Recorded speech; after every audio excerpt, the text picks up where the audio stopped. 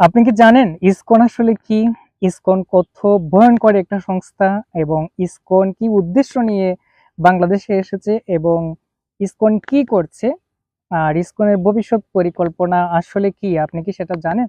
আপনি হয়তো জানেনই না যে ইসকন মন্দিরে কত ভয়ঙ্কর ভয়ঙ্কর অস্ত্র তারা রেখেছে এবং ভয়ঙ্কর ভয়ঙ্কর অস্ত্র রয়েছে। আপনি হয়তো সেটা জানেনই না। যদি জানতেন তাহলে আপনার ইসকন সম্বন্ধে আপনার ধারণা হয়ে যেত। তো ইসকন সম্বন্ধে ইসকন আসলে কি সেই বিষয়ে আজকে আমি আলোচনা করব। তো ইসকন আসলে কি? ইসকন হচ্ছে international society for Krishna consciousness, যার বাংলা অর্থ হচ্ছে আন্তর্জাতিক কৃষ্ণ ভাবনা অমৃত সংঘ।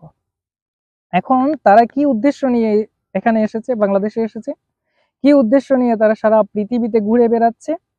তাদের একটাই উদ্দেশ্য, সেটা হচ্ছে কি কৃষ্ণ ভাবনা অমৃত সংঘ। তো তাদের কাজ হচ্ছে কৃষ্ণ ভাবনা সবার মধ্যে ছড়িয়ে দেওয়া, সবার মধ্যে মানে সবাইকে কৃষ্ণ ভক্তে পরিণত করা। এবং তাদের যে অস্ত্রটা রয়েছে, যেটা প্রত্যেক মন্দিরে রয়েছে, এবং সেই অস্ত্রগুলো মন্দিরে লুকায়িত থাকে, সবার কাছে তারা প্রকাশ করেন, সবাই জানেই না যে এখানে অস্ত্র রয়েছে। তো যখন কেউ তাদের সঙ্গে মিশে, তাদের সঙ্গে চলাফেরা করে, কিছুদিন যায়, একটু ঘনিষ্ঠ হয়ে ওঠে, তখন লোকেরা আস্তে আস্তে সেই অস্ত্র সম্বন্ধে জানতে পারে। এবং সেই অস্ত্রটা আজকে থেকে আরো 5000 বছর আগে ভাগবতে বলা হয়েছে, সাঙ্গা পাঙ্গ অস্ত্র পার্শ্বতম। শ্রী চৈতন্য মহাপ্রভু যখন আসবেন তখন তার সাথে তিনি সাঙ্গ পাঙ্গ সহ কিছু অস্ত্র নিয়ে আসবেন। সেই অস্ত্রটাই মূলত শিল প্রভুপাদকে তিনি দিয়ে গেছেন, আর প্রভুপাদ সবার মধ্যে ছড়িয়ে দিয়েছেন। ইসকনের যে অন্যান্য গুরুরা রয়েছেন, আচার্যরা রয়েছেন, এবং ইসকনের যে দীক্ষিত শিষ্য রয়েছে, অদীক্ষিত আশ্রিত শিষ্য রয়েছে, তাদের সবার মধ্যেই এই অস্ত্রটা রয়েছে। সেই অস্ত্রটা হচ্ছে হরে কৃষ্ণ মহামন্ত্র।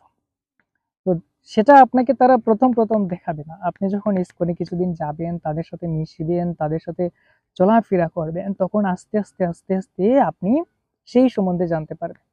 সেই অস্ত্রটার কাজ আসলে কি আপনি কি জানেন? সেই অস্ত্রটা দিয়ে তারা কি করে?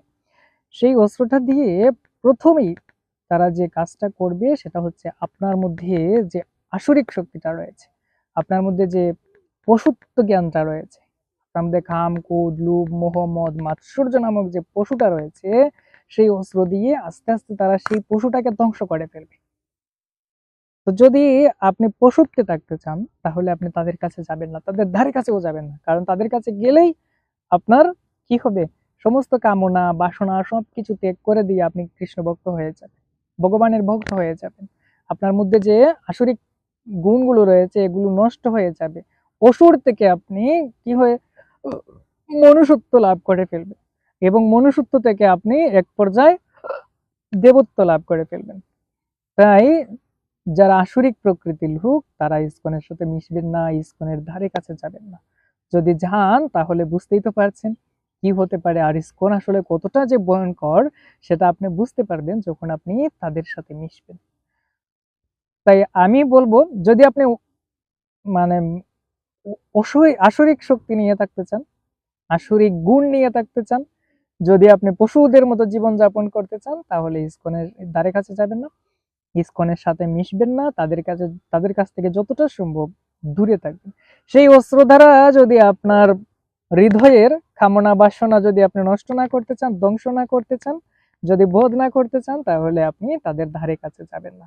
তো আশা করি আপনারা বুঝতে পেরেছেন ইসকন আসলে কতটা ভয়ঙ্কর একটা সংস্থা এবং তাদের কাছে কি কি অস্ত্র রয়েছে, অস্ত্রগুলো তারা কখন কিভাবে ব্যবহার করে। ধন্যবাদ সবাইকে। হরে কৃষ্ণ।